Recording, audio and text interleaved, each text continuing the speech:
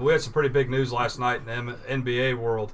Of course, if you haven't heard already, you probably are living under a rock because it was under any social media platform you could find, and also Fox News and CNN sent out notifications.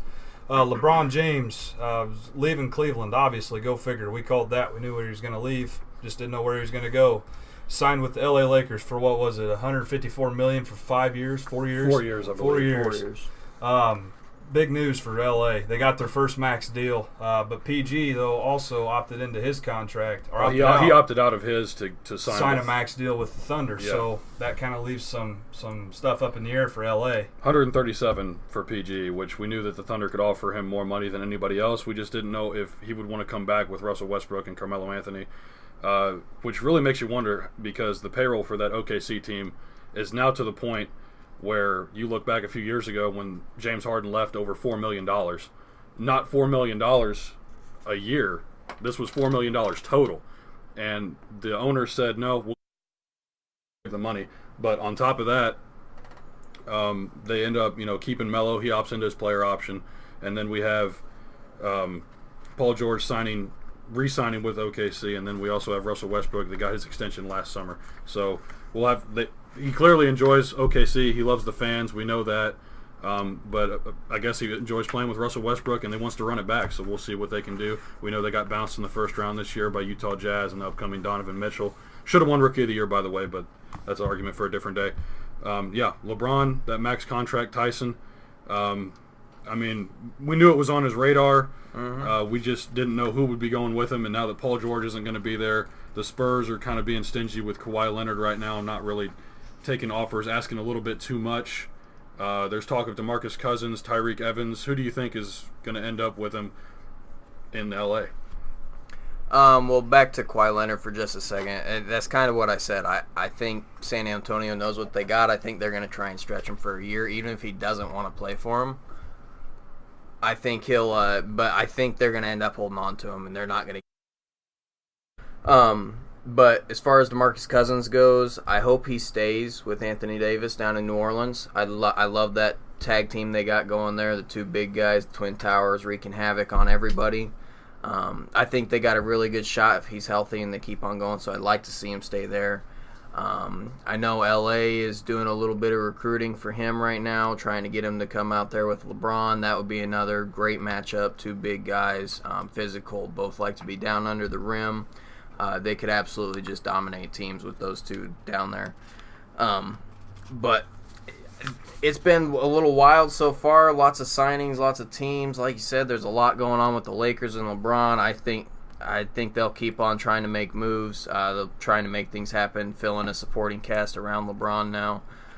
They've got some young pieces they can trade away that they're not too attached to, so they can get certain things and get rid of certain deals to sign a lot of those bigger players that are still left. One question I do want to ask you, Jake, I know that you're an NBA fan. Just kind of your outlook on the LeBron Lakers situation right now and what you expect from them this upcoming season. Well, I think we all, like you said, we all knew he was going. There's no doubt about that. And right now, Magic Johnson said he's got room for 2 max guys, and that's what he wants to do. So it's who's that guy? Is it going to be Kawhi? Is it going to be Boogie? I've seen a lot of different options. One I really liked was even involved OKC, where they obviously they had no choice. Melo opted in, right? Mm. But they might use that stretch provision so they can cut his contract, and then Melo would go to LA and be another scorer in there. Now, I think Melo's washed, personally. Yeah, right. Yep. But that's one option I see, which would be interesting, especially because he'd go to LA, very low money deal. Because right, the veterans minimum probably around $4 million. Yeah, saves some cap space. Because OKC has to pay him. They use that stretch provision, which is fine, but that's what has to happen. But there's no doubt in my mind the Lakers have another max guy somewhere. Now, is it maybe coming from a different angle, where like maybe Damian Lillard's been pretty upset in Portland lately. Mm-hmm. They make a move to get Dame. Maybe that sends Lonzo. Who knows? They want a point for point. You don't know what happens there. But that could be another option, too, where Dame's looking to get out, and that's a big-name guy that can sell tickets. Going back on to Lonzo, the question is how long is LeBron going to put up with that Ball family? I have a feeling that's going to go nowhere very fast, honestly, because, LeBron's just not going to put up with it. Let's just be honest. I think LeVar and he will be down each other's down each other's throats within about 3 weeks. Have you, Not very long. have you guys seen that that picture floating around where LeBron's got his mouth covered with his jersey and he's talking to Lonzo Ball, saying that everybody's saying caption this. And I saw one last night that's saying if your dad says one thing to me, then you're going to San Antonio. There's no question about it. So. Yeah. No doubt. Well, and I know that he was in trade rumors for Kawhi Leonard, and I know the San Antonio Spurs are asking for like 3 future first-round picks and this nonsense, which if Kawhi wants to be in LA, he will be in LA next year. But, Paul George also said he wanted to be in LA 2 years ago when he was with Indiana, and now he's in OKC. So things do change. If the Spurs decide to trade him somewhere, let's say Philadelphia, and you have the big three of Ben Simmons, Joel Embiid, Kawhi Leonard, not to mention J.J. Redick is coming back, so they have a shooter. And Fultz. Absolutely, we expect Fultz to improve. I mean, if they go to the finals, if they beat Boston, Toronto, whoever, and they make it to the finals, if they put up a fight, maybe Kawhi wants to stay in Philly. It's just a rumor that's been going around. Or say Boston wants to trade for him with their assets. We know Danny Ainge is a gambling man, and he might be willing to do it. If he gets Kawhi Leonard and ends up even winning the title with that Boston team, let's not count them out, and he gets a ring, would he want to stay and keep it going? Things can happen. So I'm sure LA wants to get a deal done for Leonard. It's just how much are they willing to give up? Right. Going back to Philadelphia, I would imagine that deal for Kawhi would involve Fultz. I mean, it'd have to be Fultz, Covington, maybe Saric, and some futures for sure. But you don't make that deal with Kawhi without getting a star back, and I feel like they're not ready to part with Embiid or Simmons. So I feel like Fultz is the logical guy that's going to go if that's a trade. Right. It's always, we look back in history, when you trade a superstar, you never get equal or more value back. You always get less in return. But if you're able to get Markelle Fultz, we still don't know what his potential is because of the shoulder injury that he suffered before the season started last year. So it's a really interesting point, especially if Covington comes back, because he's coming off a season where he made all defensive first team. So he's a great defender, and I'm pretty sure that's a guy that would fit in very well in that Popovich system, and Pop would love to have him on the team. I saw something with on NBA.com the other day with Philly saying that Simmons, Embiid, and Fultz are off of the deal list. Like, they're not making deals or trades with anybody for those 3 guys. I mean, you got to admit, that's their core. They don't want to lose their 3 guys. They're young, they're strong, and they're ready to ball out. I mean, it's just honest. They got all those guys while they were hurt in the first round of the draft for a reason. They were trying to develop them, trying to build them up. So I would have a hard time seeing them trading away those guys that they put so much work and effort into so far. If any one of them was to go, though, it would be Fultz. You're absolutely right. But I have a hard time seeing that happening. One other max deal, or we actually have 2 other max deals to get to, but one that I want to talk about is not a very big one. We all saw this coming. Kevin Durant signed a 2-year deal with the second year being a player option. Max deal with the Golden State Warriors. He's coming back now. They still have Steph Curry, Klay Thompson, Draymond Green, Iguodala, Livingston. It's pretty much the same team that swept the Cavs this year in the finals. JaVale McGee. Minus McGee, who signed with the Lakers. Exactly. So JaVale is jumping ship now. He's going to play with LeBron in LA. That's one less bench piece that they have. And we know that he was, I don't want to say a vital part, but he was definitely part of the bench when they needed a big to come into the game. How does this affect them, although they are bringing Durant back? For me, with Golden State, with McGee coming off of the bench, he was a presence under there off of the bench. They had a low block presence, somebody down there who could get boards, who could go up for a lob, or just compete with somebody like Clint Capella, who does, or can move effectively in the low block. So, I mean, losing him off the bench kind of hurts a little bit, but I don't see him struggling really all that much with the other top, superstars they have. I did think, though, real quick, that he was the best out of the 3 centers they had on the bench between Bell, McGee, and Looney. I think McGee was definitely the best of the 3, which I can't believe I'm saying because this is a guy that's been on Shaqtin' a Fool countless times for, just being a goof on the floor. So, but he's definitely improved since playing for Golden State. He was basically the only big that they had that could come in that had any experience or, I'm not going to say any talent, but he's the only one that's really proven himself out of those 3 bigs that you just named.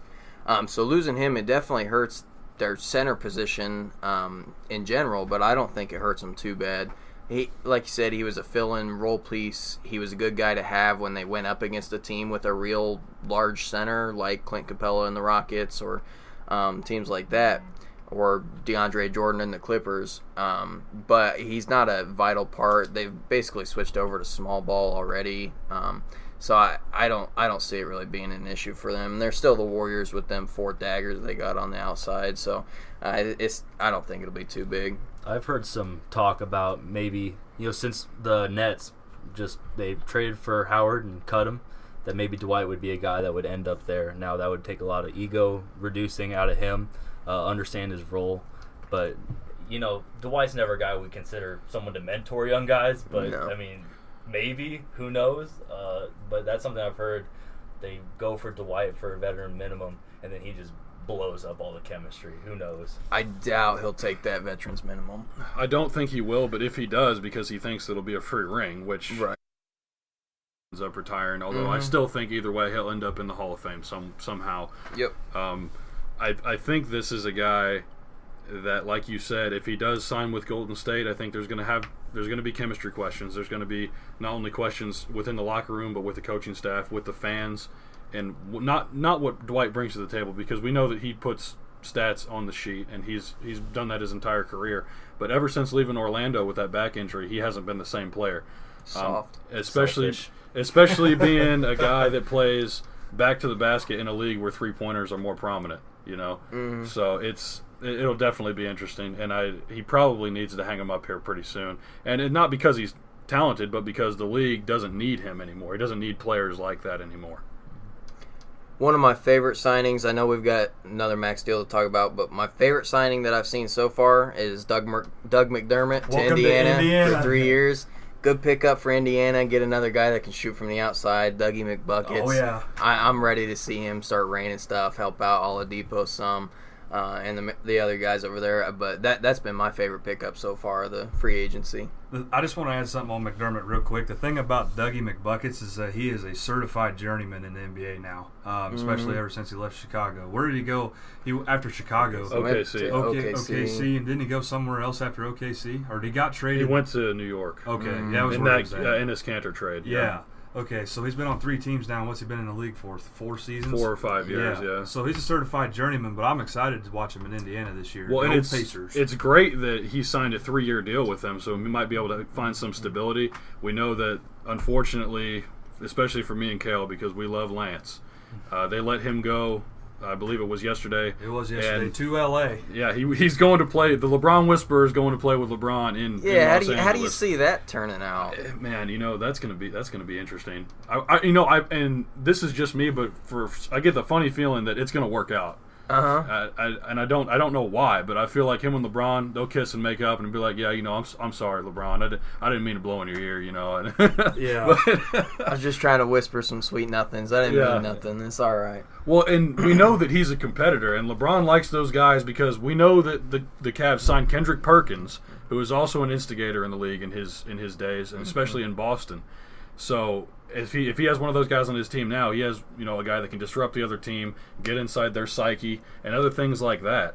But I think it'll work itself out. But going back to what I was saying, they let Lance go, and now they bring in a guy who can play that small forward position, just like Bogdanovich that they already have. So they can kind of swap minutes there and come in and shoot threes when they need to. You could even play them together if you're going small ball. We know that Victor can shoot threes. Collison can even shoot threes. Corey Joseph. Miles Turner, hopefully he can develop a better 3-point shot, but that team's looking really good in the East. See, that's the thing is I'm still kind of more old school, so I don't want to see big men out there shooting corner threes. Right. That's just me. I want to see big men like Miles Turner, whoever it be, JaVale McGee, anybody down there on the low block just going to work. That's 100% biased opinion. And I know that the game nowadays is kind of shifting to where big men need to shoot from the outside, but for me personally, I would just rather see them shoot or stay inside the low block, maybe 15 feet and in. That's about where they belong, in my opinion. Jake, what's your take on the Pacers acquiring McBuckets here? And they already have a bona fide all-star in Victor next year. If they can get someone else, because they've let Lance go, they have room for probably one more role player, because Glenn Robinson III also signed with the Detroit Pistons. He's gone now. Just your overall thought of this team. It's kind of a local team, only an hour, maybe an hour and a half away. How do you think they'll fare next season? I mean, in my opinion, I think Indy was the only people that answered the phone when Doug called, to be honest with you. But it's a good fit with them. I think Doug is going to be pretty comfortable there. I know Cale has been following some pages, so I've been watching too, and I think Oladipo is the real deal. I'd like to see them try and compete. I don't know if they will. They might try to kind of bag it and tank and maybe try and find a high draft pick, but I'd like to see them compete, especially with how weak this East is going to be. LeBron's gone now. It's wide open. It's awful. You have Philadelphia and Boston at the top, but then you have other teams, Toronto, Washington, that could maybe Milwaukee even make things interesting. We'd still end up, especially Indiana. We don't know how it's going to fare. I mean, there's a reason he signed the minute free agency open. That was his spot. That's who wanted him. He saw mutual value. Maybe it's the only person that wanted him, but it seems to be a good fit for him, and I think it'll work out. It definitely should. The other max deal that we wanted to get to, though, and this is an older guy, probably deserved to get paid, but maybe a little too late in his career for this kind of money. Houston Rockets signing Chris Paul to a $160 million max contract to come back to Houston. This was a little bit of a head-scratcher for me. I thought that Paul would take a little less money to try to keep some of those role players around, even try to add to some of that talent, but when he got traded to Houston and he took that sign and trade deal with the Los Angeles Clippers, we knew what he wanted to do, and the GM Daryl Morey said, "We got your back." Ended up giving him 4 years, $160 million. What's your guys' thoughts? So real quick before Tyson jumps into his take on this, last season Chris Paul averaged 18.6 a game in points and 7.9 assists. That is not a max deal in my opinion. Not a max deal, but like I said, a guy that finally has playoff experience, finally got to the Western Conference Finals for the first time in his career. Like I said, not worth the money, but probably deserved it. Oh, absolutely right. I think it's about time in his career that he finally got paid, got a deal like that. It's just too late. He's getting a little bit older. Good for Chris Paul. I mean, hopefully he can get a ring here in the next couple of years. But I wish he'd have taken a little bit less money, like you said, to keep some of them role players around. So maybe Ariza wouldn't have left. Maybe they can sign Clint Capella for a little bit better deal. And I think Capella's going to stay. I think they're going to throw the bag at him. It doesn't matter what he gets signed to; he'll be there. But you're right, Ariza's gone for that reason. Now, it's not an awful deal. Like if Chris Paul would have played in that playoff game, I think they have a really good shot at winning it. Now, I think they need Chris Paul. I just don't think they need him for that money. So hopefully it'll all work out. Hopefully he can stay healthy and actually play most of the games in these upcoming years on that deal. And I think that's the key, is staying healthy, because there's a lot of people, more than most, say that had Chris Paul played in Game 6 and 7, that the Rockets would be holding up that championship right now. And with his age, that health is always going to be a question. With being 33 or 34, whatever he is, he's getting up there. He's too old for that kind of money. We've kind of beat a dead horse here by saying this, all four of us. It's just not worth the Rockets' money at this point, especially since they got a young core kind of technically with them, and they still got to pay James Harden as well. So that kind of money. Well, now you have two players on a max contract, and you might have to give another max to Clint Capella. And if you have three max guys with no role players, that's it. You've got a problem. Yeah, they're going to be in the same slump that OKC's in right now, because they're in the same situation, same boat. So I just feel like it's not going to pay off. Yeah, they're not, like you said, OKC is not going to be able to add any more pieces, just like Houston's not going to be able to. Already losing Ariza, they brought back Gerald Green, but I'd much rather have Ariza than Green on coming off the bench. They're still going to. I believe they still have Tucker, unless they need to re-sign him, which is going to be another question mark. But I want to talk about Ariza going to Phoenix on a 1-year, $15 million deal. For the Suns and their young core, that's got to be great for a veteran guy. You couldn't ask for anything else. Similar with J.J. Redick's situation, going back to Philadelphia, I think for $13 million, 1-year deal. Yep. And he's going to get to play with Joel Embiid, Ben Simmons, and Saric Fultz again. But Ariza in Phoenix, they got two rookies coming in with Mikal Bridges, DeAndre Ayton. They already have an upcoming superstar in Devin Booker. This is a great core to join, not to mention they already have Tyson Chandler with some veteran presence in that locker room. Dragon Bender should get better this year. Just that overall core that's in Phoenix right now. They were the worst team in basketball a year ago, Jake. How do you think they're coming season? Do you see them maybe fighting for an 8-9 seed or not yet? First things first, Ariza just went and got paid. That's straight. He's been with Kobe. He got his rings. He's been everywhere. Ariza's all over the place. He just wanted the bag. He wanted to get paid. Nobody blames him. He's been there, done that. It'd been nice to see him do something in Houston, but that's what happens. CP3 gets the money we talked about. There's no money left. what he's going to do? I'm going to go get paid. I'm about to retire here next handful of years. Just go get money. So from that aspect, I don't think he's going there with the mindset of a mentor. I think he's really money motivated at this point. But, I mean, it's a team. It's a good team. Booker, the word is that he's pretty mad about Ulis getting cut. Yeah. And, those guys, good connection. You wonder if that's going to affect Booker re-signing later, which you think it wouldn't, but you don't know. We don't know. So what happens there? Do they compete? I mean, they're going to be better. They're the worst team in the league by far. But 21 wins. How better? There's nowhere for them to go but up. Yeah, I suppose. But, I mean, that's just the fact of the matter is that you have to be better. But are they an 8 seed in the West?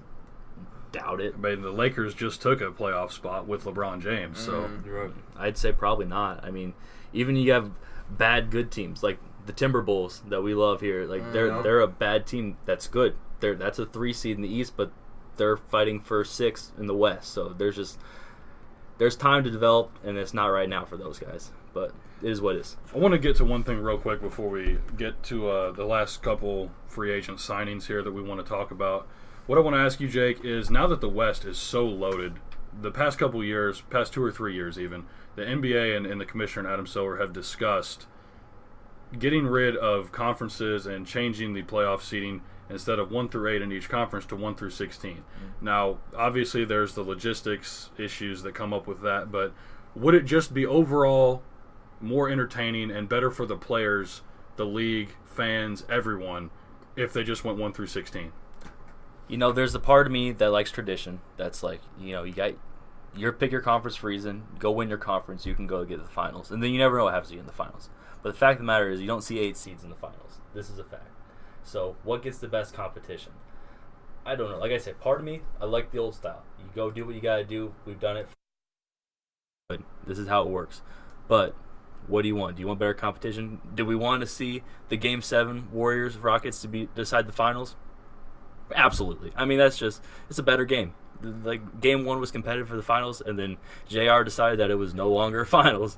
So, I mean, yeah, it probably makes a better product, if we want to say that. There's nostalgia versus there's the truth. The truth is it's a better product. Right, and there's those people that say that the finals ended after the Warriors beat the Rockets in Game 7, which I find it hard to argue after the Cavs went in there and got swept after really only having a competitive Game 1. You could say Game 3 was semi-competitive, but they still lost by double digits. Like you said, I would agree. Cale, Tyson, I don't know how you guys feel on this subject, but if you could go ahead and give us your opinions on what do you think, the commissioner should look into. I love having the conferences. I love the East and West, especially with how it is now. And the West is so strong. I don't know why more stars aren't jumping ship. But since it's happening this way and all the talent is out on that West Coast, I don't see any reason not to. We would have 12, 13, 14 teams from the West in the playoffs with two to four guys from the East, just because that Western Conference is so good. And it would be a much better competition. It would be a lot more fun to watch for the fans, for just about everybody, getting that chance at a matchup, Lakers, Golden State, or Golden State, Houston, or whoever you want to fill in there. I would even like to see the Timberwolves against somebody. It would be awesome to have 2 of those Western teams in there because they're all just so good. I would like to see that whole division play rather than watching half of the abysmal East fight for a spot that doesn't mean anything. I'm going to be real straight with you guys. I don't really care. Honestly, it doesn't matter to me either which way the way it goes. Yeah, the West is loaded, but to me, that means the East has got to step up a little bit. If they want to be better, they got to make themselves better. All the talent's going out over there. There's no arguing over that. There's one superstar left in the East, in my opinion. And that's Kyrie.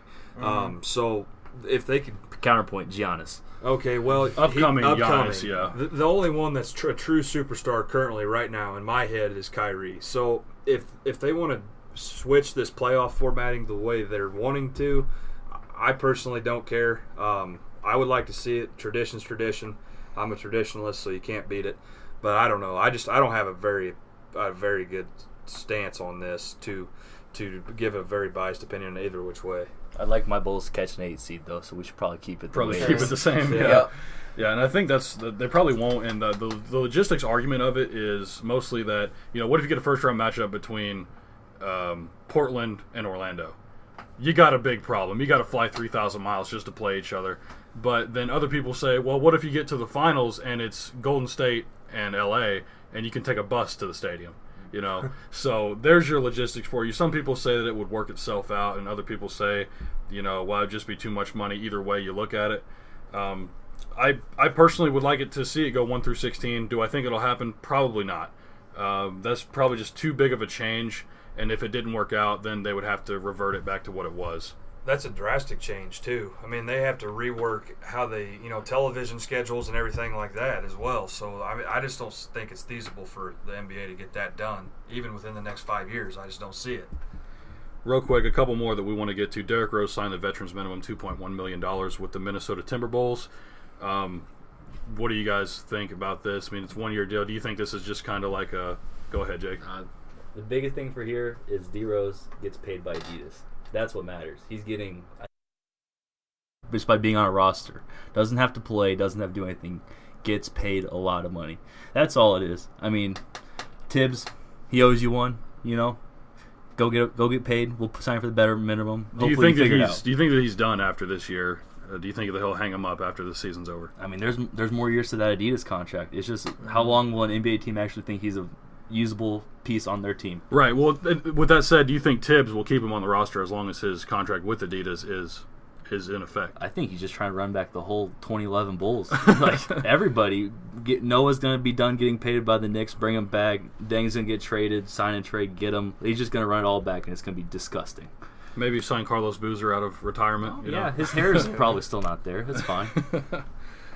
One more that I want to get to. It's the last one on the list. This is a small one, but I think it's kind of a big deal, at least with OKC moving forward, is Jeremy Grant signed a $27 million 3-year deal with OKC. The only reason they were able to do that is because they have his bird rights and they're able to go over the cap and pay the luxury tax for him. I think this is a big deal, mostly because I think at some point or another, whether Melo likes it or not, they're going to have to move him to the bench, and Grant is going to take over that starting role. He could play power forward. That's where Melo's supposed to be at. But I see Roberson coming back, and he was a vital part of OKC's success, playing alongside Westbrook and PG. But I think that the most effective lineup they could put together right now would be Adams, Grant, George, Roberson, and Westbrook. And whether Melo likes it or not, he's getting his money, but he's going to have to go take a seat on the bench. Yeah, I like to see that. I think he is part of that best lineup that's definitely agreed. But paying him $27 million, that takes up a lot of the money you've got left to sign other guys in the upcoming year or two, even this year. Takes up a lot of that money for a guy that isn't necessarily proven. I mean, he's definitely part of that best lineup, but I think they could go out and spend that money somewhere else. Going back to the money issue, that takes up the rest of the money they have to spend. Really, yeah, they're out. They're done. They don't have. Well, that's the only reason they were able to give him $9 million a year is because they have no money left. Yeah, the cap they're done. Like you said, there's nothing left there. OKC this free agency has made such poor moves it isn't even funny. The only good signing bonus they made or pickup they made is PG, and that's it. Yeah. He's the only one on that team besides Westbrook who deserves a max deal, but Westbrook's contract isn't up yet. Right. He just took the extension a couple years or last year, and he has 2 years moving forward. With Melo picking up that player option, that really screwed him over with that $28 million. Mm-hmm. Thankfully, that's gone next year, so hopefully that $28 million can come off the books and they can get a couple veteran guys to pair up with them because their bench is not very deep. Collison retired after how many years? Because he only played for the Sonics and Thunder, so he was a lifer. He's gone now. Their bench consists of like Abrinas. I mean, that's really the only good guy that's coming off your bench. Raymond Felton. He's been washed up for a few years now. Thanks. So, I mean, that's really it for them. But we'll have to see what they're going to be able to do moving forward.